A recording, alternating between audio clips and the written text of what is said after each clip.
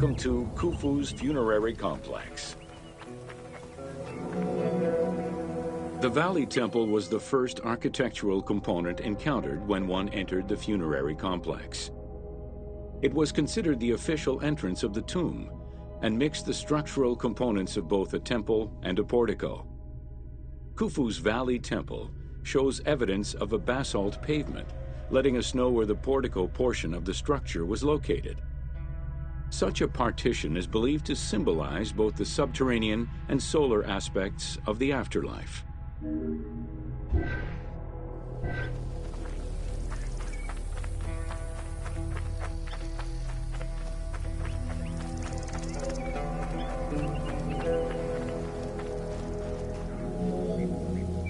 Khufu's causeway ran from the floodplain up to the plateau, linking together the Valley Temple and the Mortuary Temple. A traditional causeway presented itself as a paved path, enclosed by walls and often roofed.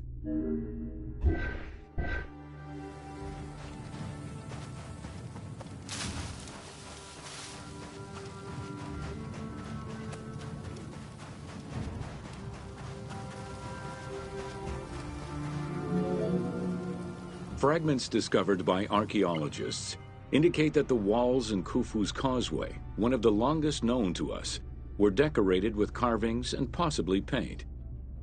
Depictions show a great variety of themes: stars on the ceiling, accompanied by scenes of battles on the walls. Other engravings depicted the creation of the complex by illustrating craftsmen at work.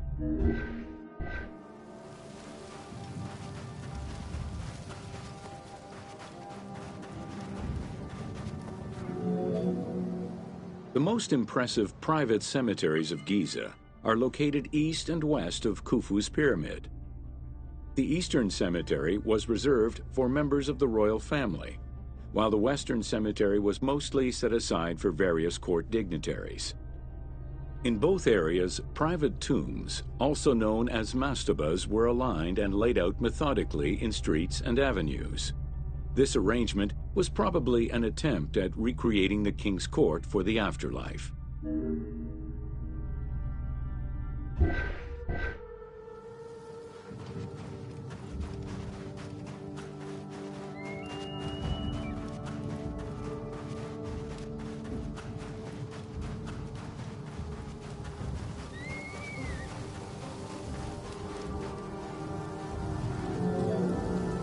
To the east of Khufu's pyramid reside three smaller constructions, the three Queen's Pyramids.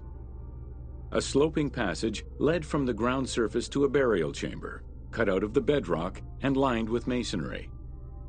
If it seems quite certain that these monuments were intended for queen's burials, the identity of the original occupants is hard to assess.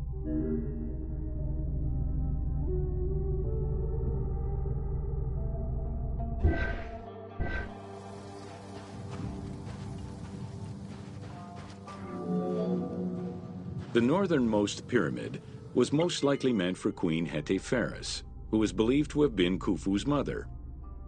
However, in 1925, her actual tomb was discovered nearby by accident. It was hidden at the bottom of a deep masonry pit in an underground chamber. Within the concealed chamber, Egyptologists discovered the most complete royal funerary equipment, dating from the Old Kingdom, though her body was missing.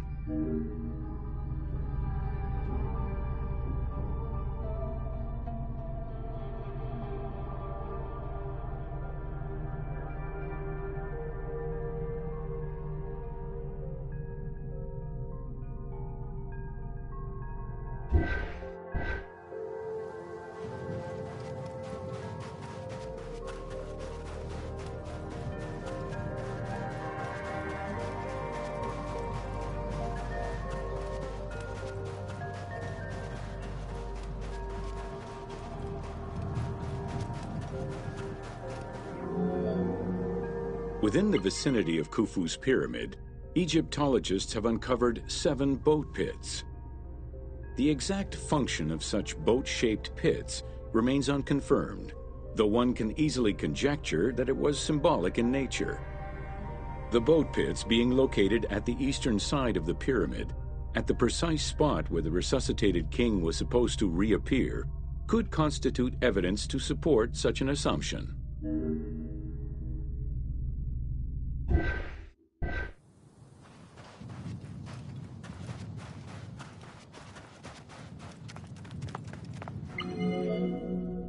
The two southern boat pits, each covered by a roof of huge limestone slabs, were discovered in 1954 by Kamal al-Malak, an Egyptian Egyptologist. Only one of them had been opened. 1,224 boat parts made of cedar wood were retrieved one by one and patiently reassembled by the master restorer Ahmed Youssef. This process took 28 years. Youssef worked by following lines of mortise and tenon joints and by stitching parts together with vegetable ropes, all in order to keep the design as authentic as possible.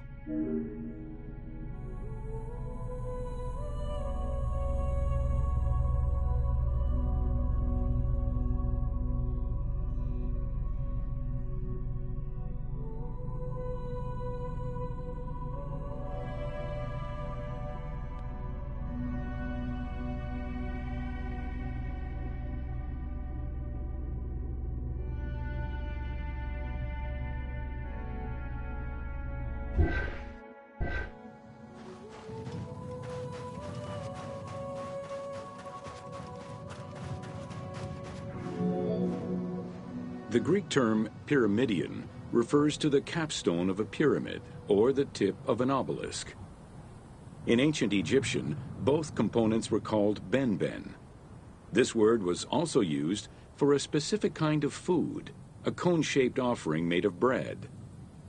The pyramidion was intended to be a miniature reproduction of the pyramid, making it equal to the monument itself in symbolic importance.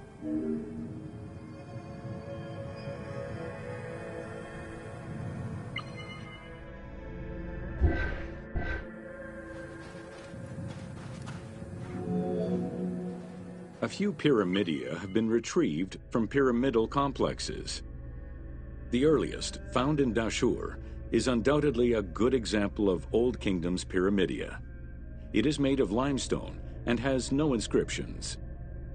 Some engraved pyramidia were recovered from private funerary chapels. Their inscriptions all related to the solar symbolism of the benben.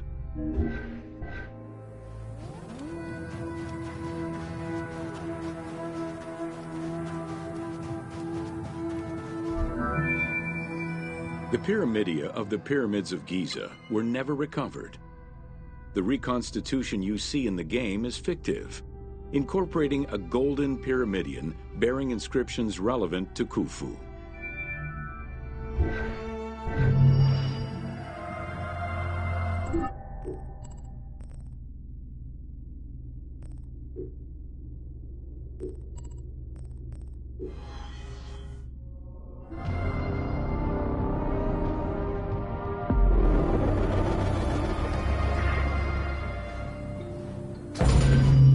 Welcome to Secrets of the Great Pyramid. Built around 2550 BCE, the Great Pyramid of Giza is considered one of the most iconic structures of Egypt. It is the biggest of the pyramids and the only one of the 7 wonders of the ancient world still standing. The numbers associated to the Great Pyramid of Giza are impressive. A workforce of over 20,000 people, 6 million tons of stone, and 20 years of construction. It was a massive undertaking for a pharaoh's tomb.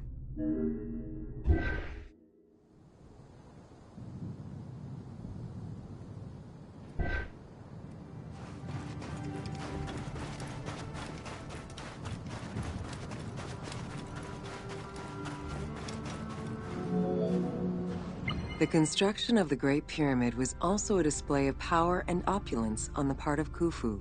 It is part of the pharaoh's vast funerary complex, which also includes 2 temples, 3 satellite pyramids, a causeway, and a builder's necropolis. We can guess that the intent behind the construction of these monuments was Khufu's way of declaring himself one of the most powerful pharaohs to rule a unified Egypt.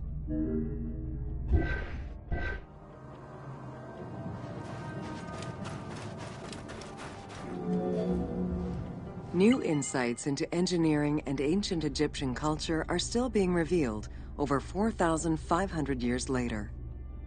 For example, a recently unearthed papyrus offers a glimpse into the life of a tradesman at the time of the pyramid's construction. Also, a logbook belonging to a team leader during the building gives details on the craftsmen, their work schedules, and the raw materials required.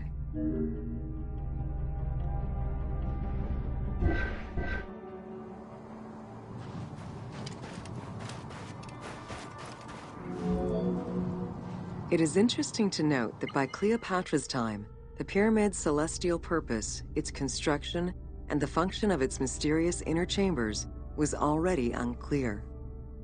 Today, it is only through dedicated research that we have begun to grasp some of the Great Pyramid's mysteries.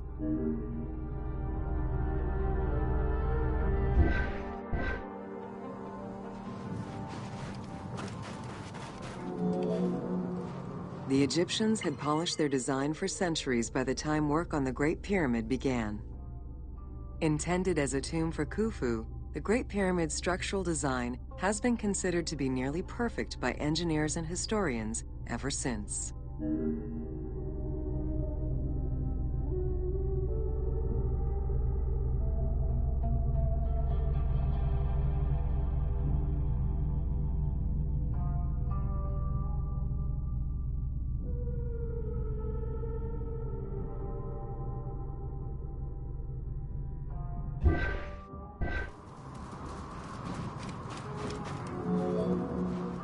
Precisely oriented north-south to the 4 cardinal points of a compass, the length of each side of the Great Pyramid at its base was 230 meters, and its original height was 147 meters. The pyramid is a mere 0.05% error away from being a perfect square.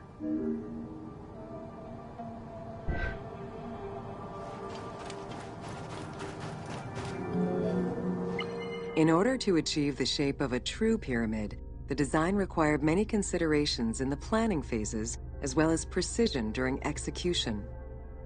It was especially critical that they control the angle of inclination on all sides at every stage of construction.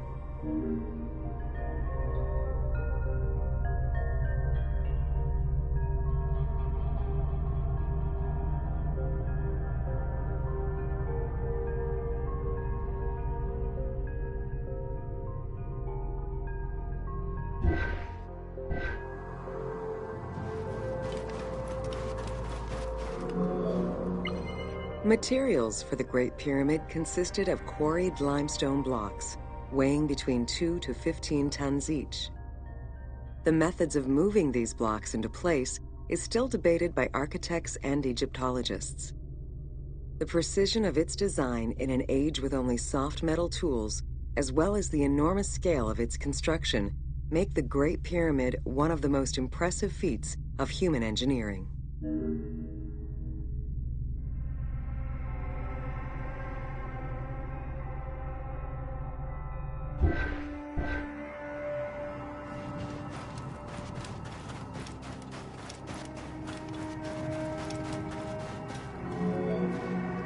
It's estimated that it took between 600,000 and 2 million blocks of stone to build the Great Pyramid. Experts calculate it would have required men to move 12 blocks every hour around the clock for 20 years to place the 2.3 million stones the monument is made of.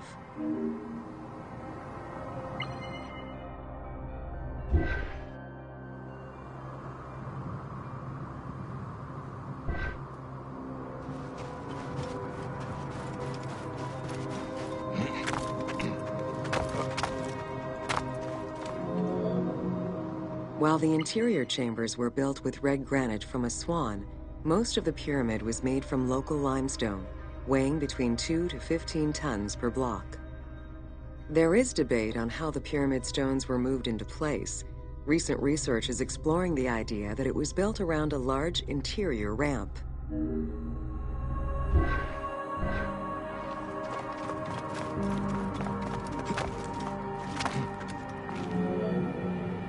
The recently discovered logbook confirms that the high-quality limestone of the outer casing was brought by boat across the Nile from a quarry in Tura.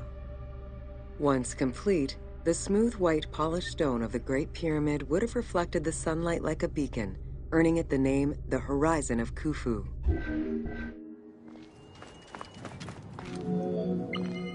Over the centuries, thieves and travelers attempted to access the Great Pyramid numerous times. Ancient writings describe details of its interior, proof that some made their way within, though who gained entrance first and when is unknown.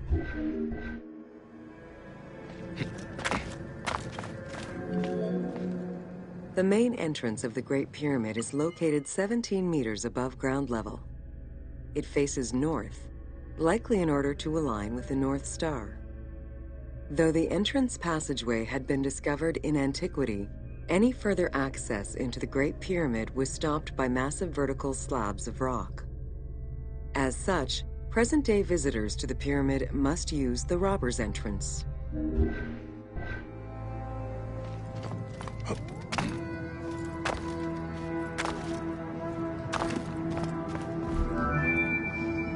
The robber's entrance is reported to have been opened in the 9th century by Caliph al-Mamun. In search of treasure, the Caliph had his men dig their way inside the Great Pyramid. The most likely scenario is that they enlarged a corridor which had been created by tomb robbers during antiquity. As such, this is how the team can justify access to this wonder.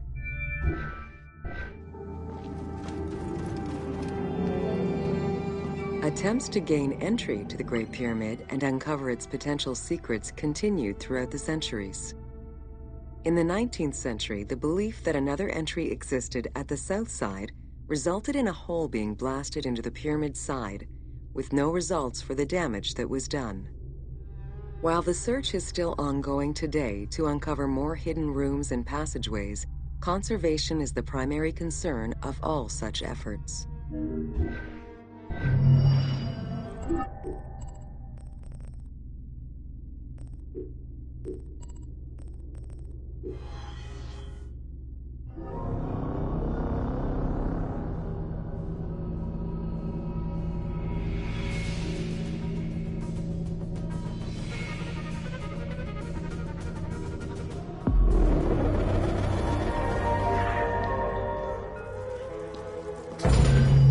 Welcome to the Great Pyramid Subterranean Chamber. From the original entrance of the Great Pyramid, there is a passage leading to the subterranean chamber. Its walls were carved out of the existing rock of the plateau and then covered in a fine, unmarked limestone. The descending passage has a steep 26-degree downward slope. Narrow and with a low ceiling, this pathway is long and challenging.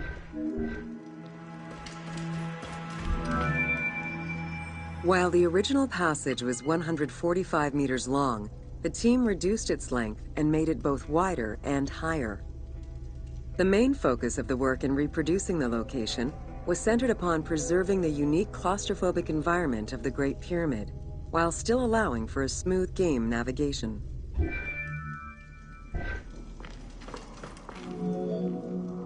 The well shaft was a 58-meter vertical passage that connected the descending corridor to the grand gallery above.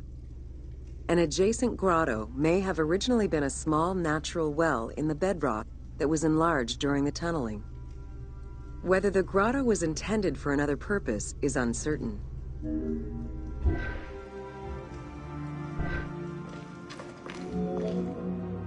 There is much speculation over the purpose of the well shaft. One theory is that the channel was cut or enlarged to supply air to workers in the descending passage. Another is that it was meant to provide an exit route once the work was done in the heart of the pyramid. Without the well shaft, workers would have been trapped inside forever when the Grand Gallery was sealed. The opening at the bottom of the well shaft was most likely sealed by exiting workers to camouflage the passageway.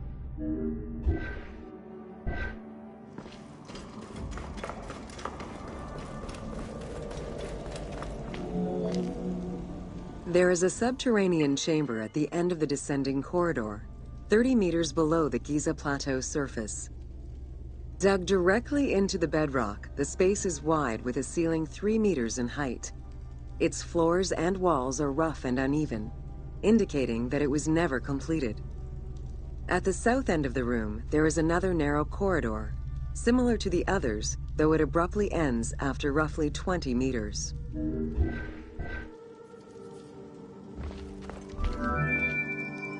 The chamber also contains an 11-meter pit near the east side. It's unclear what this may have been used for. In the game, this well leads to a fictive underground complex containing key game-related mysteries.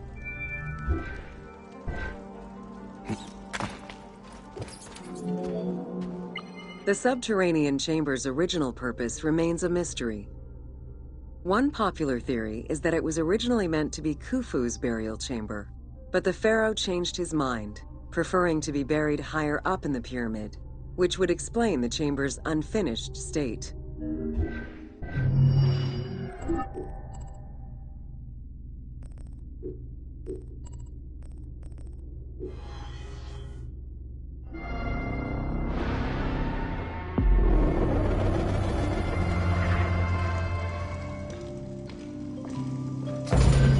Welcome to the Great Pyramid of Giza, Upper Chambers. At the entrance of the ascending passage are 3 granite flagstones estimated to weigh up to 25 tons each. They were used to protect the Great Pyramid from thieves. Undaunted by the granite blocks, the thieves simply dug into the softer limestone around them, thus creating the robber's entrance.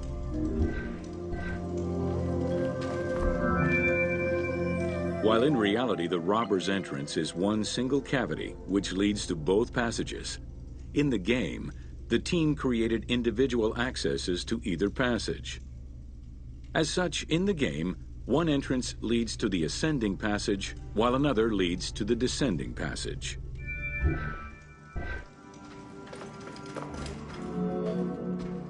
The ascending passageway of the Great Pyramid provides a direct path into the Grand Gallery and is accessed 30 meters from the entrance along the descending corridor. Both corridors have similar dimensions and are designed with the same 26-degree incline.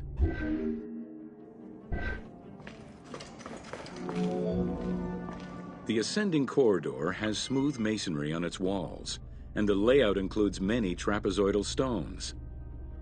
Both the floor and ceiling of the passageway indicate that the passage was enlarged, possibly during or after the funeral, to allow workers room to move granite blocks meant to plug the corridor.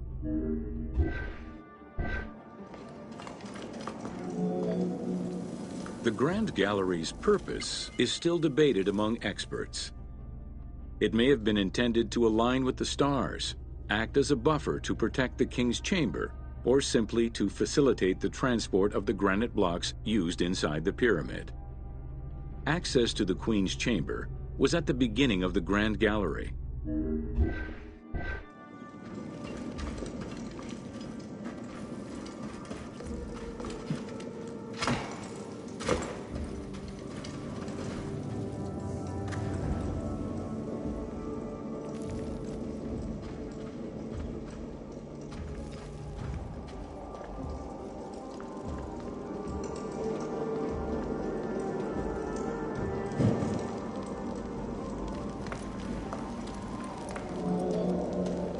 Though this room is referred to as the Queen's Chamber, it is believed that there was no queen buried here. Based on their knowledge of earlier pyramids, Egyptologists believe it was more likely intended as the king's serdab, a chamber meant to contain the Ka statue, which would in turn house the king's spirit.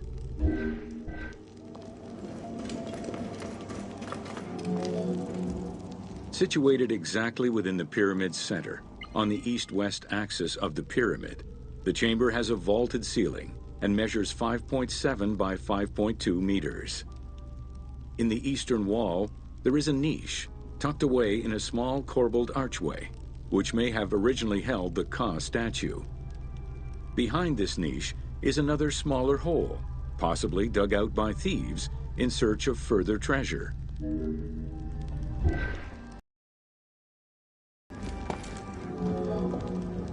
In the 19th century, two shafts were found running through the north and south walls. They each run in a horizontal line for 2 meters before sloping upward, and both are closed off with limestone blocks fitted with copper handles.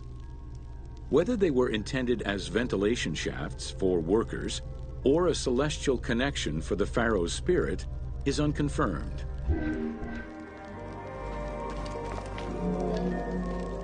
A recent scan of the room indicated the presence of an unknown cavity hidden behind the north face of the walls over the descending corridor. Further investigation is still ongoing to ascertain the nature of the anomaly, so as to avoid risking damage to the monument.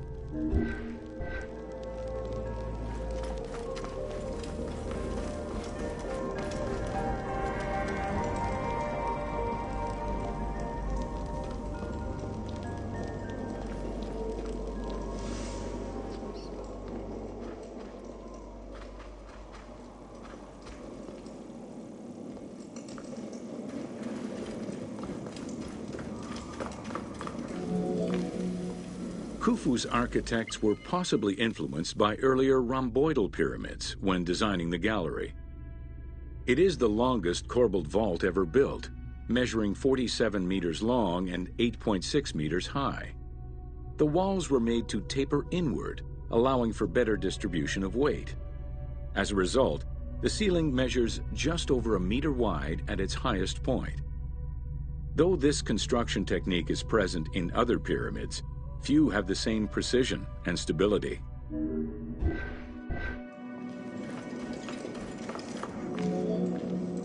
While the space is visually dramatic, the gallery seemed to serve a practical function, though what exactly remains uncertain. Still, the wall design was undoubtedly meant to contribute to the stability of the structure, and its floor may have helped workers move the materials. A channel runs along the middle of the room. A movable floor originally rested in this central recess.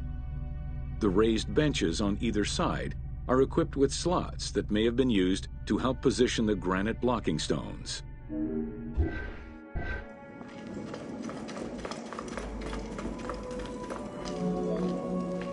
At the end of the Grand Gallery is the entrance to the antechamber leading to the King's Chamber. Directly above, there is another narrower horizontal passage that connects to the top of the King's Chamber and allowed the workers access to the weight relief rooms.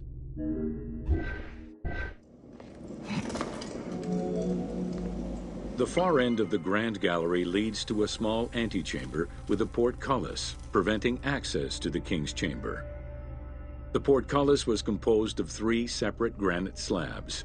They were designed to be lowered into place and seal the chamber after the burial of the king. The grooves dug out to hold the slabs in place are still clearly visible to this day. The elaborate locking system was composed of a series of grooves for the ropes and pulleys that dropped the stones into place like the notches on a key.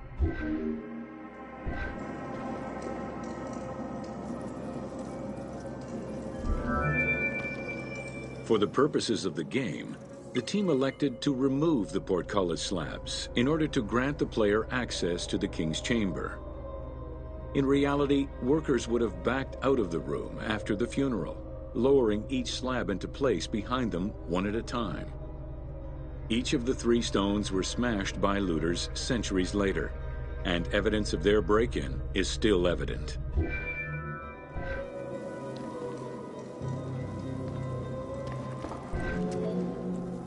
The King's Chamber is built entirely out of red granite. The King's Chamber measures 5.8 meters in height. It has an imposing cover of 5 stacked levels above, with granite beams weighing 25 to 40 tons each. The uppermost level is surmounted by a vault of stones, arranged in chevrons to bear the enormous structural load. As in the Queen's Chamber, 2 shafts extend out from the room towards the north and south faces of the pyramid.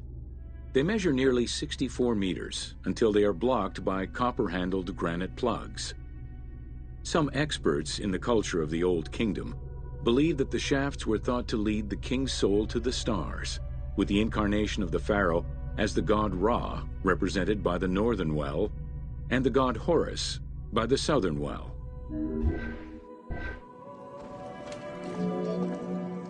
There is a granite sarcophagus at the west end of the room, but it is the concealed construction inscriptions left by workmen on the roof's stones which verify this as the resting place of Khufu. The sarcophagus was recorded as being empty when it was discovered, and its design indicates that there was once a lid in place. It's possible that this sarcophagus is only a cenotaph in memory of the pharaoh, but was never actually meant to receive the body.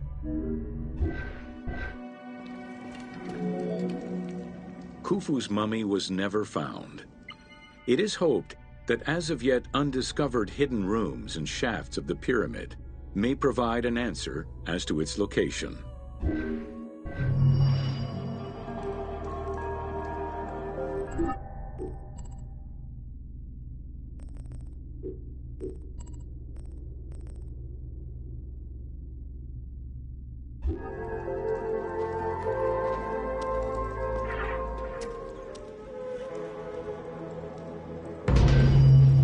Welcome to Jean-Pierre Houdin's Theories.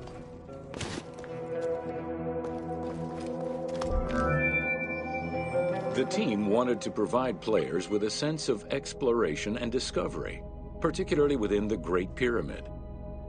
As such, a decision was made that the internal design of the monument in the game would reflect Jean-Pierre Houdin's theories. While the antechambers of the King's Tomb have yet to be discovered, Houdin posits that this is merely due to a unique design, placing the pharaoh's tomb at the center of the pyramid. The entire tour you are about to take was designed along Houdin's hypotheses.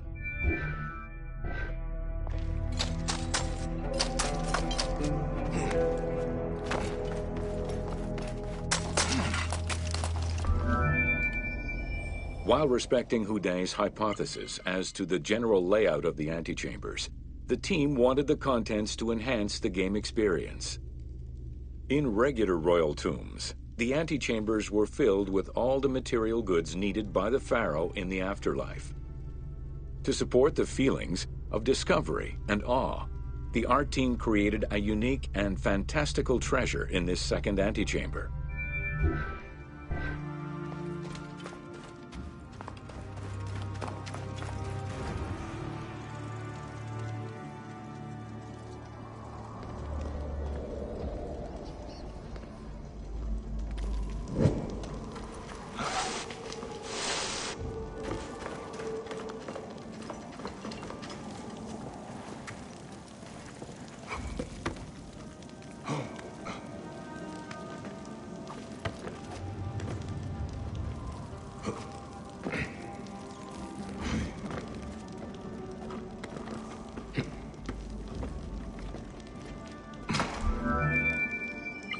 Houdin theorized that the ascending corridor and the Great Gallery were used by the workers to haul hoist the heavy beams above the king's chamber. He called it the service circuit. The corridor you are in now was created by the team following Houdin's theory and is referred to as the Noble Circuit. It is through this corridor that the wooden sarcophagus containing the pharaoh's mummy would have been transported to its final resting chamber.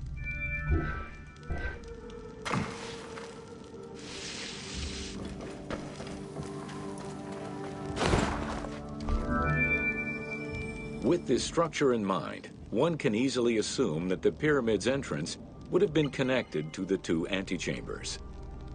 Modern research has revealed that a cavity might be located behind the north face chevrons of the pyramid.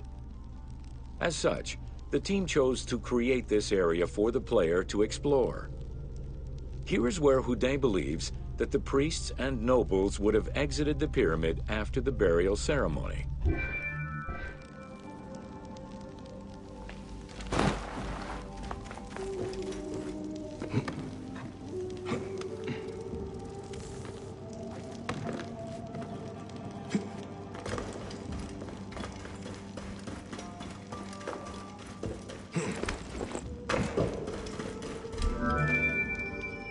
Many theories regarding the construction of the Great Pyramid rely on the usage of external ramps. However, Houdet believes an external ramp would have been too steep for the upper portion of the pyramid. This is why he posits that there were two ramps. An external ramp for about half of the height of the pyramid, which then became an internal ramp for the second half.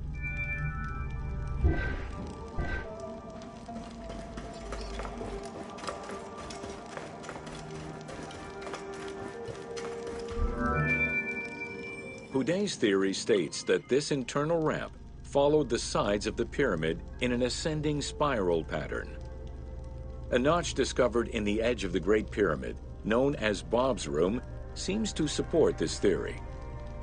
Located at the corners of each edge of the pyramid, these large rooms would have allowed workers to turn the stone by 90 degrees, allowing them to continue the ascent.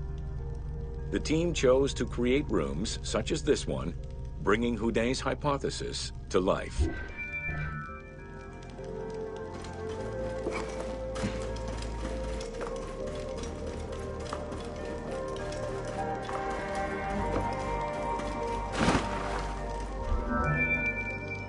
This long corridor was the first section of the ascending internal ramp.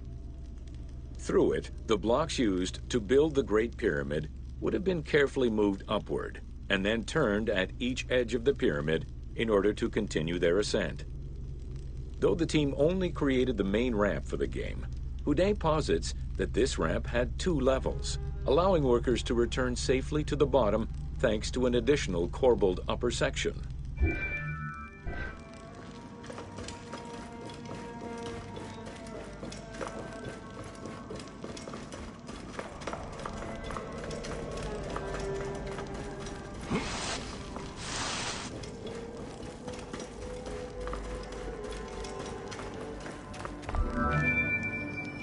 According to Houdet, the start of the inner ramp was located at the base of the southeastern face of the pyramid. This location would have been the junction point of the external and internal ramps. Below us, workers would have built the lower part of the pyramid with the external ramp before eventually switching to the internal ramp for the middle and upper sections of the pyramid. At that time in the process, they could have reused the material of the external ramp to fill the center of the pyramid, hauling the stones in through the internal ramp.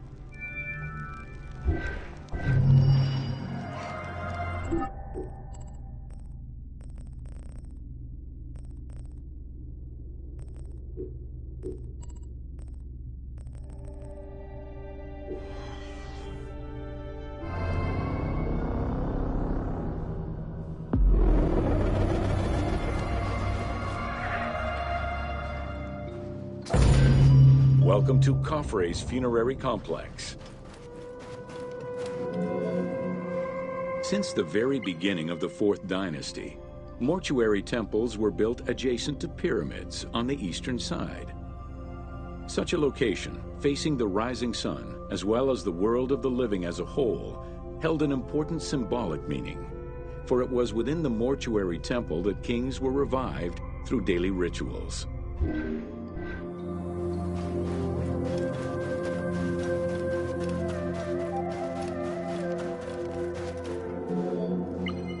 In its standard form, a mortuary temple was divided into two parts: a front area which consisted of a vestibule and a courtyard, and an area in the back, where all sacred elements were located. The back of the temple incorporated several essential features, including an inner sanctuary with a false door, which allowed the soul of the pharaoh to travel between the world of the dead and the world of the living.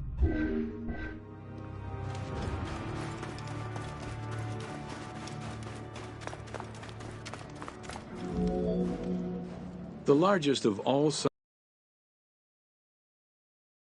was entirely built with megalithic blocks of limestone from a nearby quarry and encased with granite. Parts of Khafre's mortuary temple, particularly the courtyard walls, are thought to have been decorated with splendid reliefs. However, not a single image of the king has been discovered inside the mortuary temple.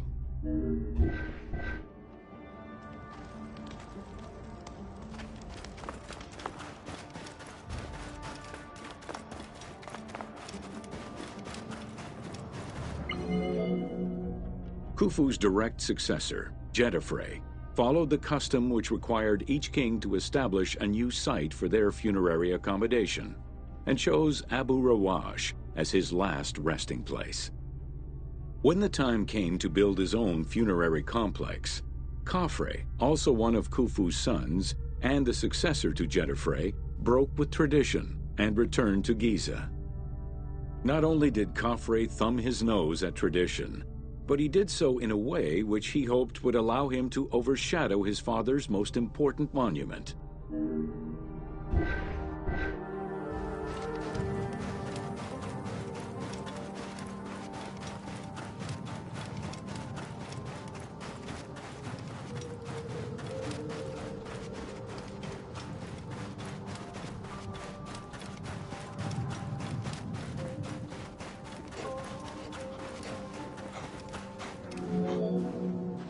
Though Khafre's pyramid is smaller than Khufu's, it was cunningly built on a more elevated bedrock layer than the Great Pyramid, making it appear higher than any other pyramid at Giza. Today, Khafre's pyramid is the only one among the three at Giza that still has the upper part of its limestone casing.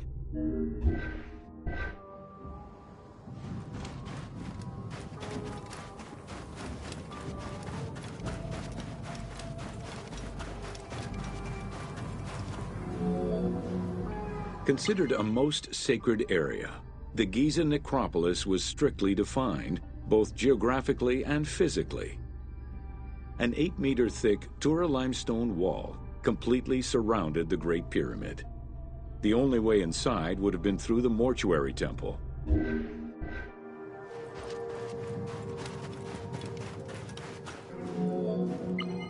From the reign of Sneferu and onwards, the subsidiary pyramid became a common feature within the pyramidal complex.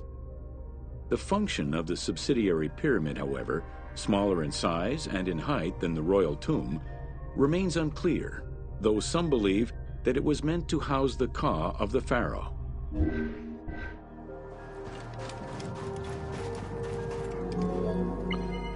In mainstream media, the ka is often defined as the soul of the deceased.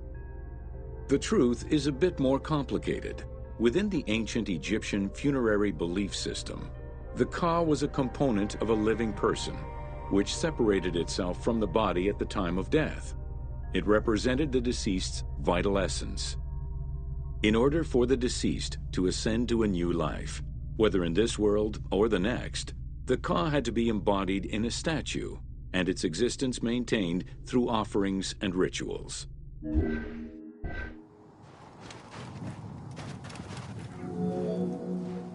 Within Khafre's subsidiary pyramid, a wooden box containing pieces of cedar was discovered by archaeologists. When reassembled, it turned out to be a shrine mounted on a sled. Just as with the solar barges found around Khufu's pyramid, it seems Khafre's shrine and sled were ritually disposed of after his funeral.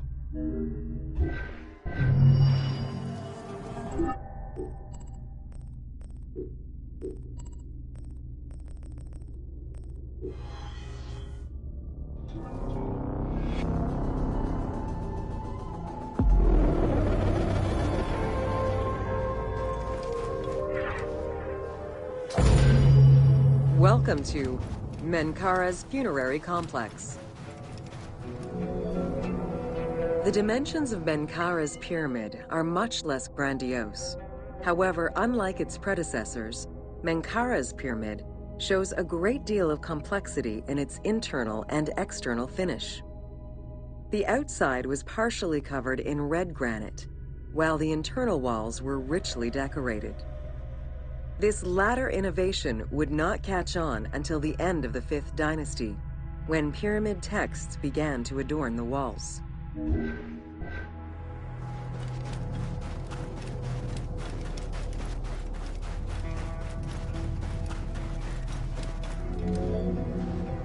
Menkaura's pyramid contains 2 sloping passages, both located in the northern side of the structure. The upper one was abandoned during the construction phase, whereas the lower one, slightly above the base of the monument, constitutes the real entrance. The lower passage leads to a first room, which, for the first time since the reign of Djoser, is decorated with engraved false doors.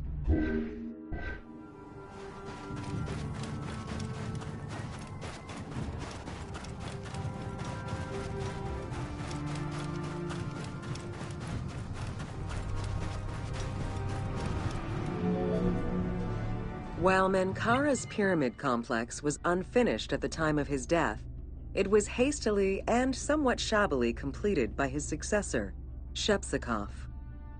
Even so, this funerary structure marks a watershed in the history of this kind of monument. From then onwards, the pyramid shrank, whereas the mortuary temple expanded both in its quantitative and qualitative aspects. Of particular note, it is within Menkaura's mortuary temple that one can find the heaviest block of limestone ever used for a pyramid complex, weighing in at over 200 tons.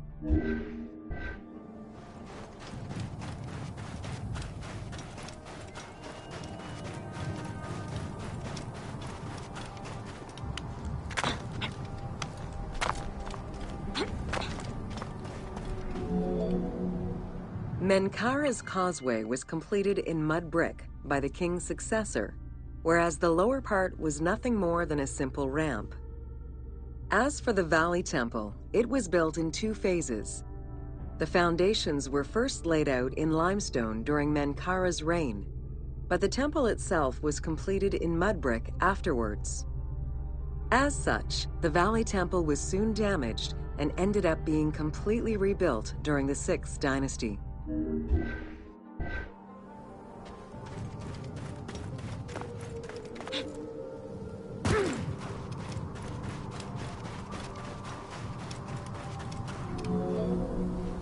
Three small structures, referred to as Menkaura's Queen's Pyramids, were erected along the southern side of the main pyramid.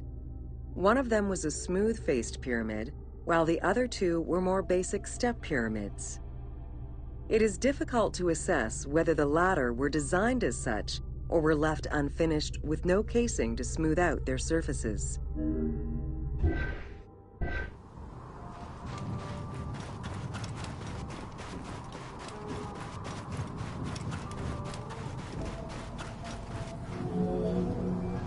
The easternmost pyramid was built with the traditional rooms and corridors found within a satellite pyramid meant to house the king's Ka. However, a granite sarcophagus was found within, leading to the conclusion that it was used as an actual tomb rather than as a symbolic cenotaph. Drawing on these observations, some assume that this pyramid was first built as a satellite pyramid for the king's Ka, before seeing its purpose change to that of a queen's tomb. Which queen, however, remains a mystery.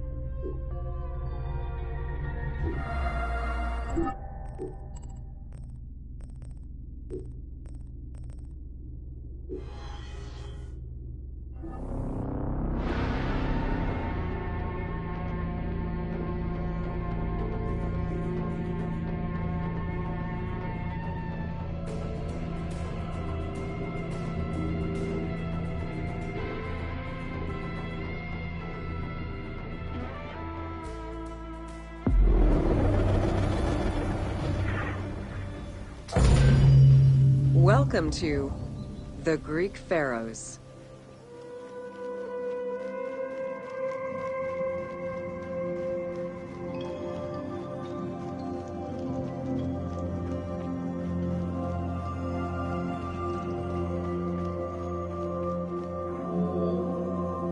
Pharaohs were considered divine incarnations of the gods. As an avatar of the gods living on Earth, the pharaoh's role was to preserve fundamental values and universal harmony by removing chaos, Izfet, and ensure that justice, Mot, prevailed. The pharaoh, by divine ancestry and through multiple offerings, was the bond that unites the world of men to the world of the gods and allows the maintenance of the cosmic order.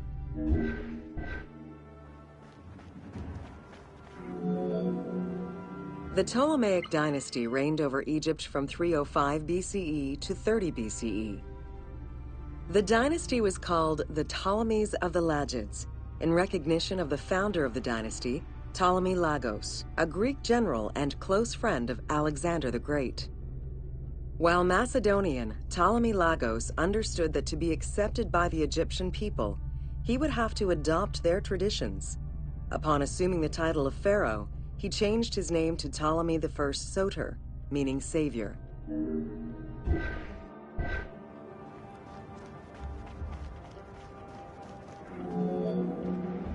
Born in 356 BCE, Alexander the Great went through a hasty education in the affairs of the kingdom before integrating into the Macedonian army, where he quickly rose through the ranks. After his father's assassination in 336 BCE, which some believed was orchestrated by Alexander himself, he became king of Macedonia. Ruler of a unified kingdom and leader of a large army, Alexander set his sights on conquest. Eager to reclaim the Greek cities of Asia Minor, he took on the Persian forces, earning victory after victory.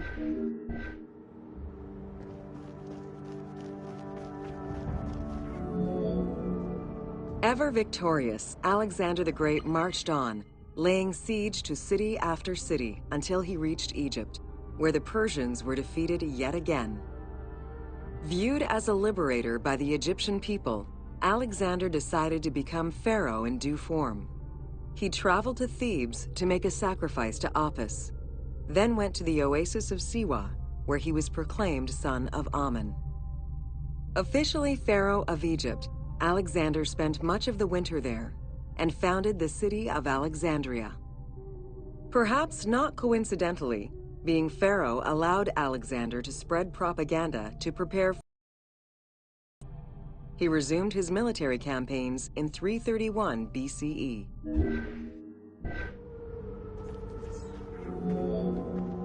On his deathbed in 323 BCE, Alexander the Great gifted the satrapy of Egypt to Ptolemy Lagos.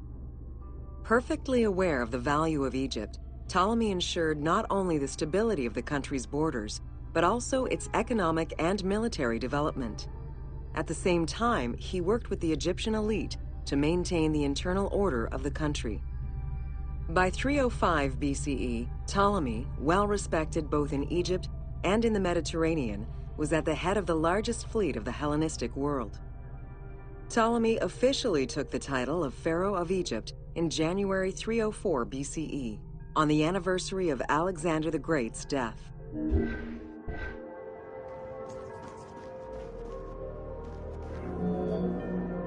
Alexander died in Babylon in 323 BCE. His remains were placed first in a solid gold sarcophagus, and then within another. The casket was carried in an ornate custom wagon, gilded and set with precious stones, and pulled by 64 mules crowned with gold. The funeral procession was diverted to a grandiose temple in Alexandria, built in the conqueror's honor under the orders of Ptolemy I.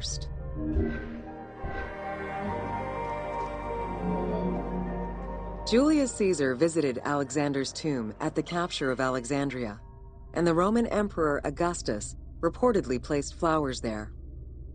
However, though many powerful leaders claim to have visited it, the tomb's location has gone missing from history.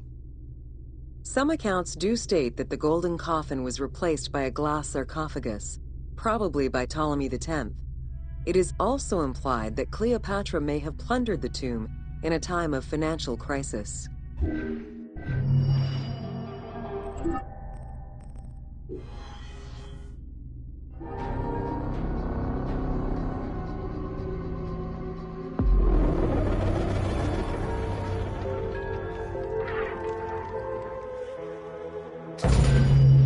Welcome to Cleopatra, Queen of Egypt. Cleopatra VII Theophilopator ascended the throne in 51 BCE at the age of 18. Though her early attempts to maintain power were often challenged, she eventually prevailed and became the sole ruler of Egypt.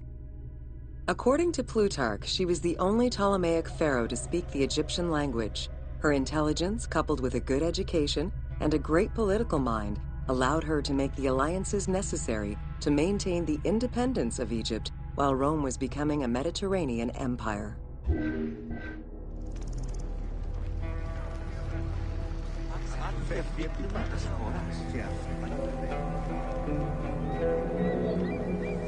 It is important to understand that Cleopatra's knowledge of Egyptian language and keen understanding of the culture allowed her to make powerful ideological referents that resonated with ancient Egyptians. By associating herself with the goddess Isis, the divine mother, great of magic, and repository of divine essence, Cleopatra firmly established herself as the protector of the two lands and legitimized her place on the throne.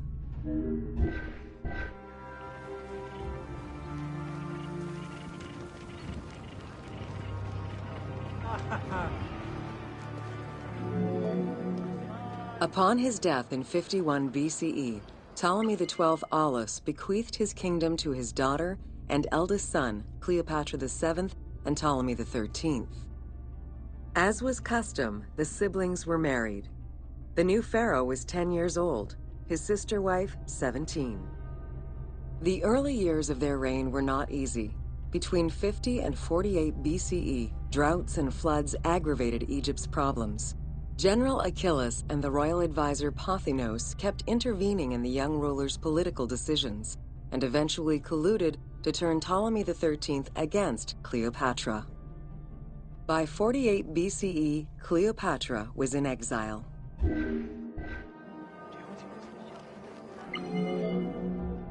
During Cleopatra's exile, the Roman Empire was not without its own internal conflict. Caesar and Pompey were at war with one another, and after his defeat in 48 BCE, Pompey fled to Alexandria in the hope of finding refuge. This turned out to be an unwise decision. Listening to his advisors, Ptolemy XIII elected to have Pompey assassinated, his head kept as a gift, in the hopes of acquiring Caesar's favor. This gambit backfired. Instead of earning approval, the murder of a Roman greatly angered Caesar.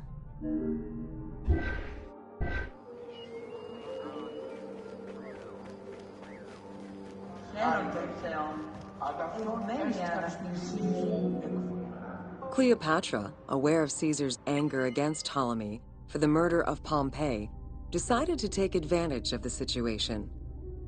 She returned to Egypt in secret, hoping to establish an alliance with one of the most powerful men of the time.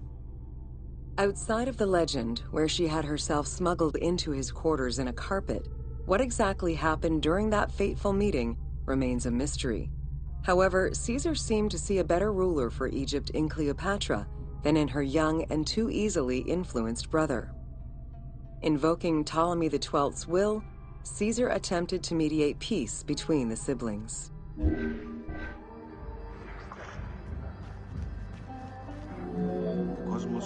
Ptolemy XIII was enraged by the turn of events, and his advisors were none too happy to see Cleopatra return. Urged on by General Achilles and Pothinos, the young pharaoh plotted against Caesar and Cleopatra, resulting in the siege of Alexandria in 47 BCE. It was in March 47 BCE that Caesar defeated Ptolemy XIII's forces. The young pharaoh drowned in the Nile after having fled the battlefield. With her opponents dead or powerless, Cleopatra married her other much younger brother, Ptolemy XIV, and finally claimed the throne of Egypt for good.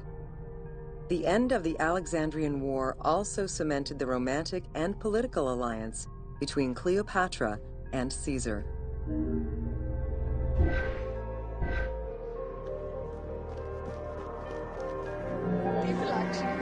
In June of 47 BCE, Cleopatra gave birth to a son, whom she called Caesarion. Caesar did not accept the boy as his heir. choosing instead his nephew Octavian. Nonetheless, on his return to Rome, Caesar invited the queen and her brother husband to stay in the city. Her presence still drew much disapproval from the Senate. Always a strategist, Caesar left 4 legions in Egypt and a man he trusted to direct Egyptian affairs, giving him control of the wheat supplies essential to Rome. Cleopatra and her entourage remained in Rome until March 44 BCE, when Caesar was murdered.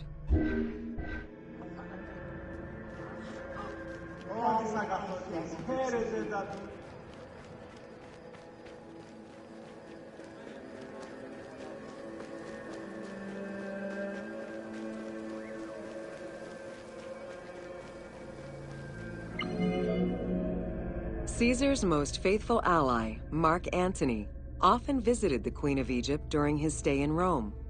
Unlike most, he recognized the legitimacy of Caesarion, the natural son of Caesar. Antony knew he would need the riches of Egypt in order to fight Octavian and claim the Roman Empire. Cleopatra, in return, saw a powerful ally. In the winter of 41 BCE, she arranged a sumptuous tour of Egypt by boat to show Antony the wealth of her country and the power she held as its ruler. A romantic and political relationship followed. The Roman Senate was once again most displeased. To calm spirits in Rome, Antony married Octavia, sister of Octavian.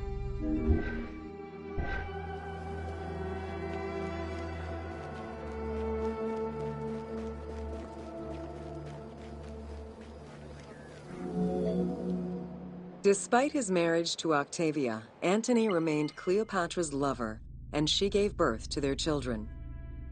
Cleopatra increased her kingdom's territory and started a political propaganda alongside her lover in Egypt and beyond.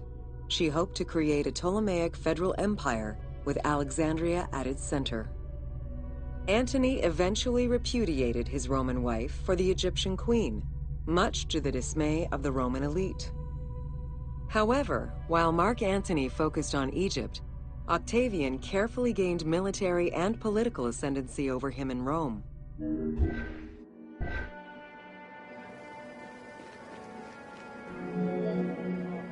Octavian managed his own propaganda campaign and succeeded. The Roman people hated Mark Antony and Cleopatra. To avoid the censure still inherent in attacking a fellow Roman, Octavian simply declared war against Egypt. Rome's power still reigned supreme. The powerful Egyptian fleet, led by Cleopatra as well as Mark Antony's forces, were defeated in 31 BCE in Actium.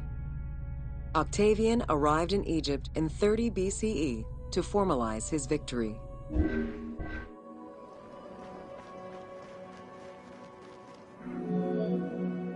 The following events remain difficult to confirm due to the many versions and legends around them. It is believed that after hearing a rumor about Cleopatra's suicide, Mark Antony committed suicide himself. He was brought to the queen as he slowly passed away. Knowing that Octavian would have her chained and paraded through Rome in defeat, Cleopatra planned her own suicide. She most likely killed herself with arsenic, though admittedly, the version where she uses an asp to deliver a fatal bite may be considered more dramatic.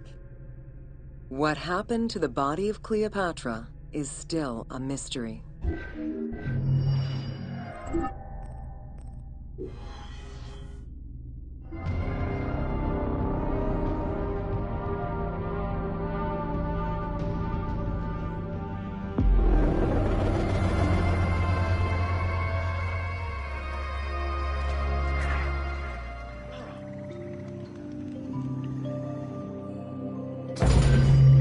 Welcome to the Siege of Alexandria.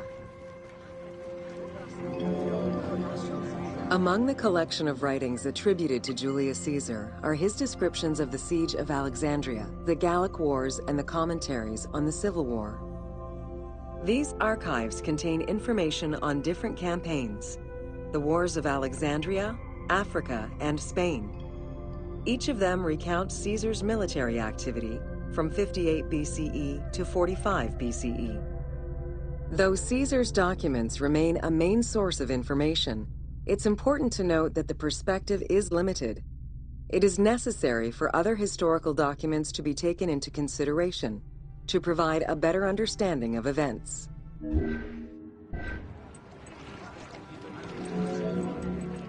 The Siege of Alexandria closely relays the events of the civil war that led up to the event and describes how Caesar was besieged in the palace of the Ptolemies. Other ancient authors have left equally valuable and sometimes contradictory information.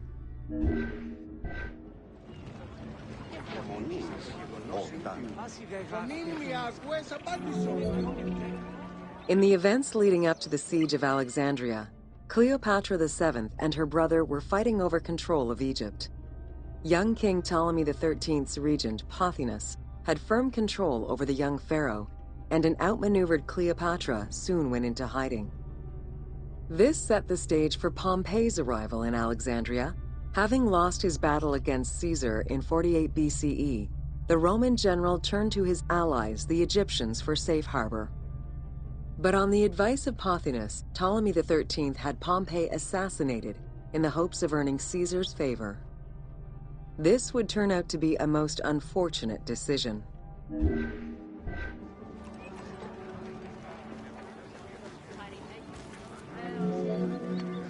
Upon his arrival in Alexandria, Caesar was presented with Pompey's head. The sight of a Roman murdered by Egyptians did not sit well with him. Caesar made his displeasure clear, ordering the return of Cleopatra, and for the siblings to resolve their differences and resume their co-rule of Egypt, as per the will of their father. Neither Pothinus nor Ptolemy XIII wished to accede to this demand. While doing his best to aggravate Caesar, Pothinus secretly plotted against the Roman ruler and sent word for Egyptian general Achilles to bring his 20,000 men to fight on his behalf. While Pothinus plotted against Caesar, Cleopatra made a bold move.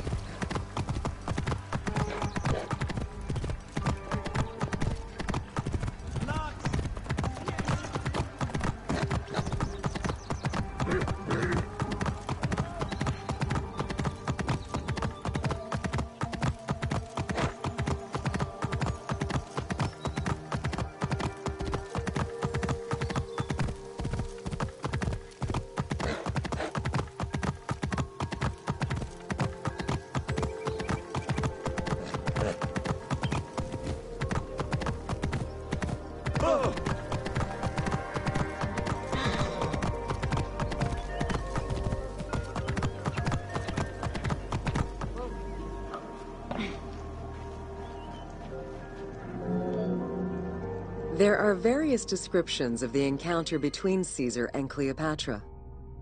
One report states that she snuck into the palace alone at night.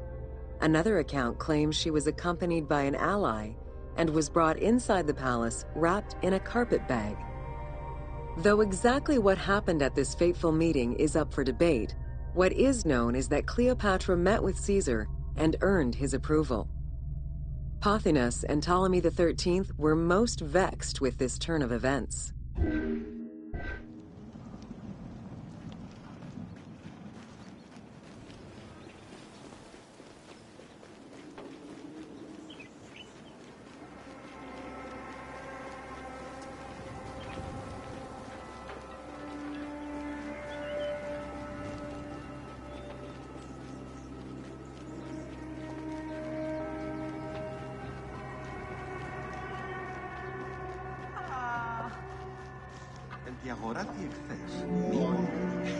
With Cleopatra finally present, Caesar chose to act as mediator between the siblings in the hopes of a peaceful resolution.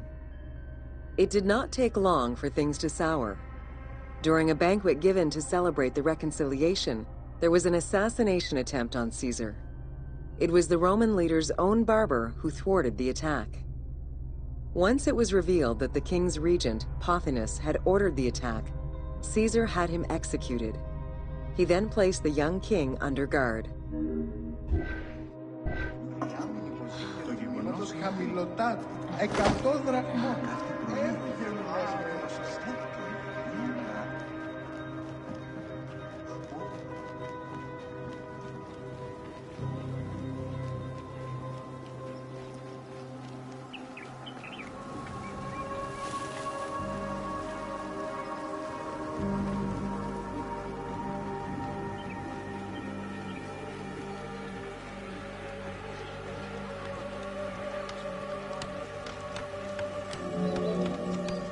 Caught within the palace with roughly 4,000 troops, and with the knowledge that the arrival of enemy forces was imminent, Caesar sent for help from Syria, Rhodes, and Cilicia.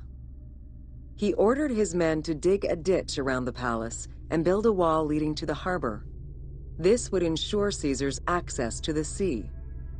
When Egyptian General Achillas arrived in the city with 20,000 men, the battle for Alexandria began.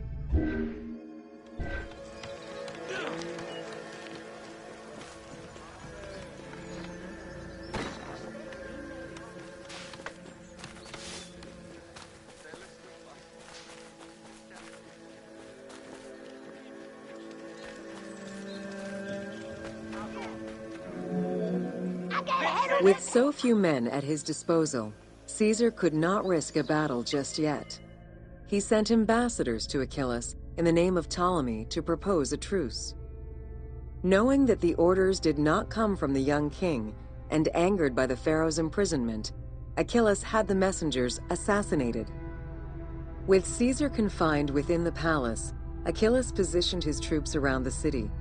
Skirmishes broke out throughout the streets of Alexandria and went on for several days and nights. Though they were outnumbered, Caesar's men were able to hold the enemy back. This prompted Achillas's next move: capture the Roman fleet stationed in the harbor.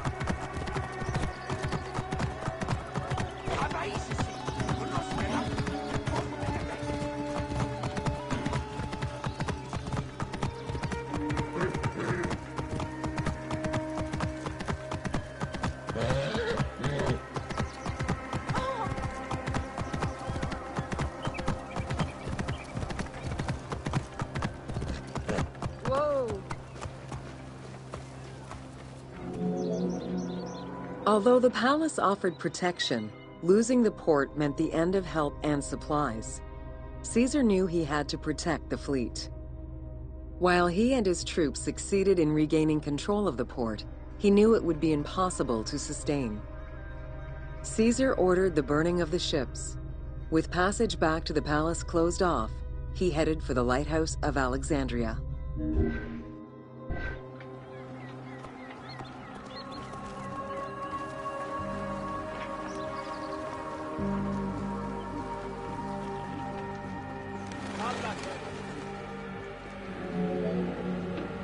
Fighting their way through the Egyptian troops, Caesar and his men eventually reached Pharos Island. There, they took refuge within the lighthouse. With easy access to the open sea, Caesar was able to send messages to his allies requesting reinforcements and more supplies. The island fort also allowed him to control access to the harbor by relying on the chains used by the Egyptians to control ship traffic to and from Alexandria's docks.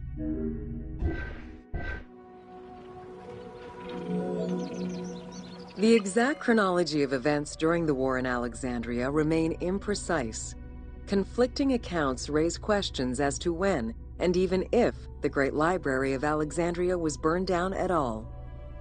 One account states that during the fighting, docks and warehouses were burned, and this was the fire that spread to the library. In another account, when Achillas cut off the harbor, Caesar had to leave the safety of the palace to defend his ships. As the enemies battled across the port, their arsenals set ships ablaze, and this destruction spread to the library.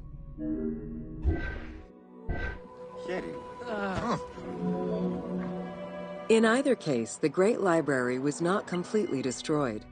Experts point out that its location was too far from the harbor, and much later texts refer to the Great Library as being intact. Warehouses near the harbor contained manuscript copies awaiting export, and it is more likely that these documents were destroyed than the Great Library itself.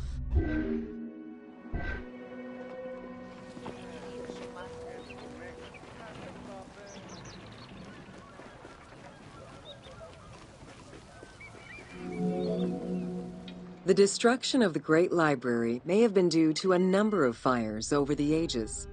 Its end was probably closer to the 4th century CE, when the Christian Emperor Theodosius I ordered the closure of all pagan temples. While some documents survived after being moved away, it remains unclear just what knowledge may have been lost.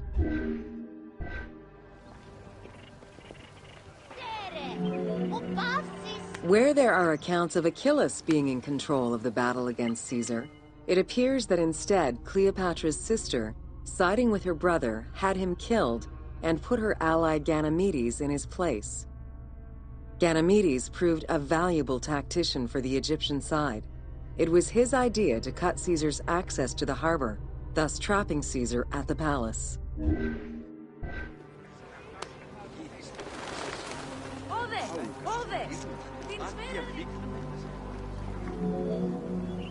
During the time of Ptolemy I, canals had been dug throughout Alexandria to provide fresh water. Ganymedes had his men take control of these canals.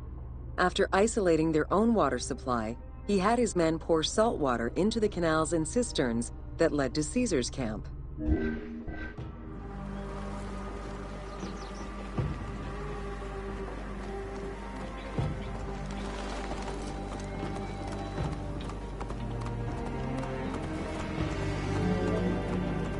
Panic erupted in Caesar's men.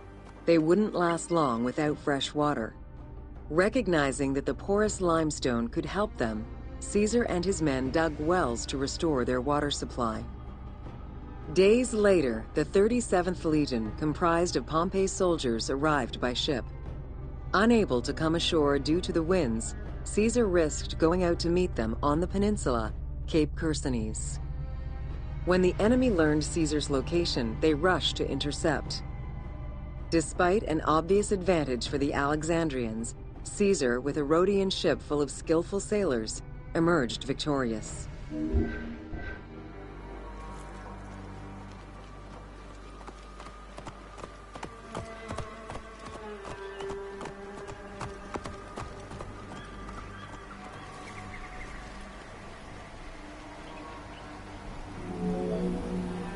With help from the Allied ships, Caesar's victory enabled him to push the Egyptians back and secure the lighthouse.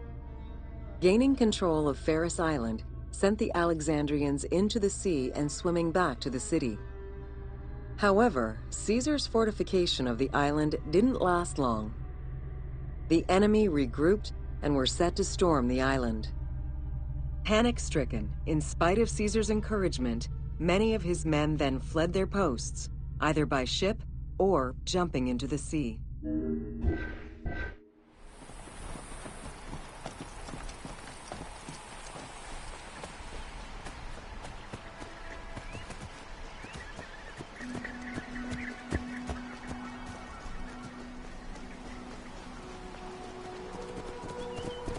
Πότε διδάσκεσαι Ελλάδα? Είπα πρώην και εχθές. Caesar attempted to retreat, but Port Eunostos' harbor was overrun with enemy ships, preventing escape. Reportedly, Caesar gathered his papers and leapt overboard in an attempt to swim to an Allied ship farther out. Historian Cassius Dio claimed that Caesar would have drowned if he hadn't been able to remove his purple garment. Still, he managed to swim the distance and survive. The Alexandrians recovered the cloak and used it as a trophy to commemorate the Roman debacle.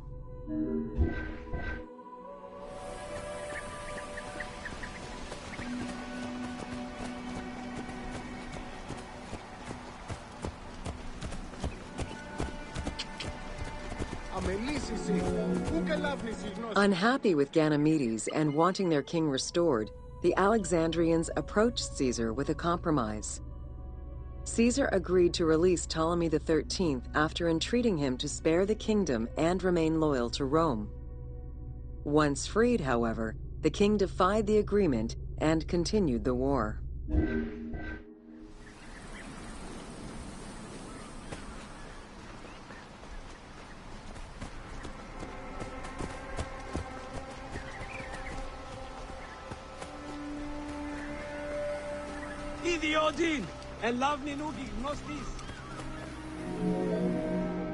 By this time, a faithful ally of Caesar's, Mithridates, arrived in Egypt, clashing with Ptolemy's troops at Pelusium. Outnumbering the enemy, Mithridates secured the region between Pelusium and Alexandria. Ptolemy, warned of Caesar's ally marching on Alexandria, sent his troops to prevent passage over the river.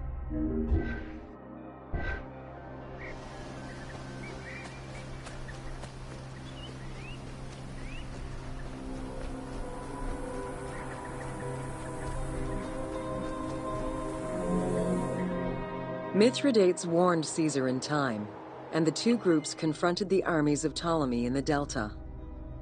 In the Battle of the Nile, the Romans gained the upper hand, sending the Egyptians fleeing. In the tumult and panic, King Ptolemy XIII drowned in the Nile.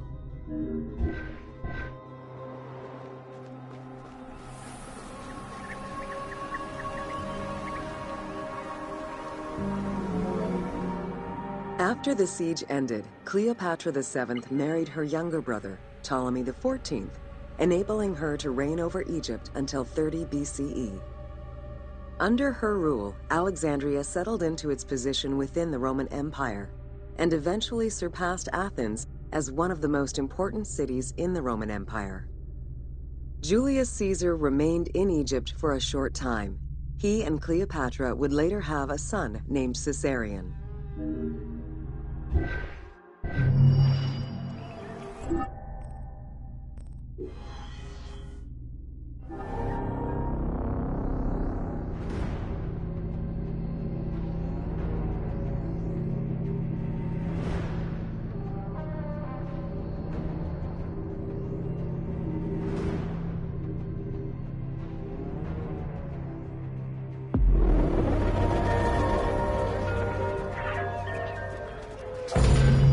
Welcome to Alexandria, a commercial hub. The ports of Alexandria were a major commercial hub, effectively connecting Egypt with the Mediterranean regions and beyond. A tremendous amount of materials and goods flowed through the city on a daily basis. The large port market was called the Emporion. It was there that merchandise was traded by the ship owners, called Nakliros.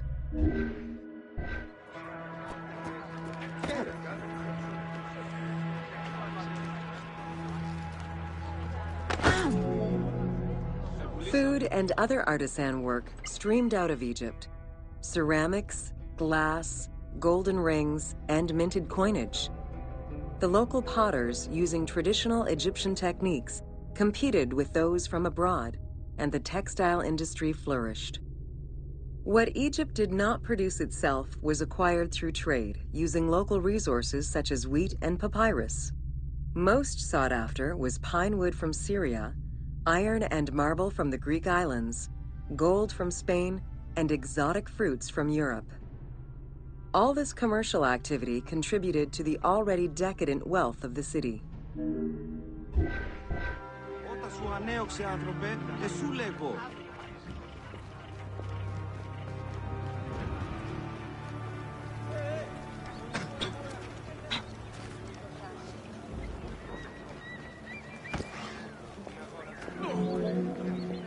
The wood imported to Port Mareotis through Alexandria's seaward ports was used in the nearby shipyards, where most of Egypt's ships were built.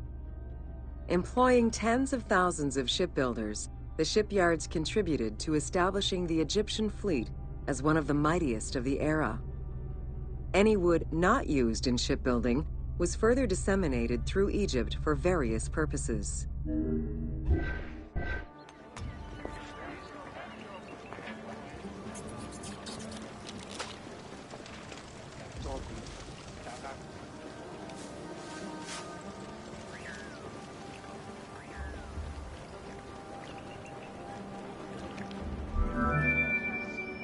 The southern port of Lake Mareotis was the biggest in Alexandria. Save for a branch angling westward, the lake's size in the Ptolemaic era was roughly 40 to 50 kilometers from north to south. Its waters were maintained by a steady runoff from the Nile. In addition to the lake, a man-made canal was created to assist in the transfer of goods from the city to the port using barges, though it is not represented in the game due to its size.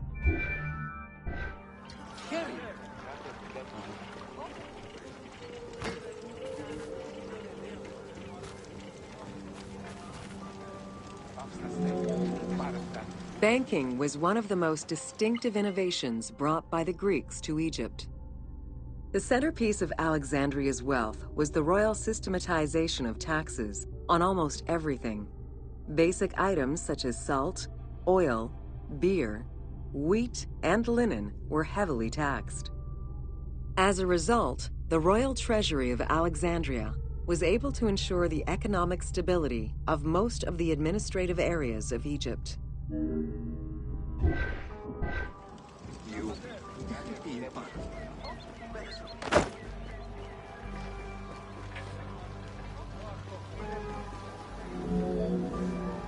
By the late 12th century, the channel feeding the lake from the Nile silted up. Lake Mareotis lost its connection to the Mediterranean, as well as most of its water, as the lake slowly evaporated to a fraction of its former size.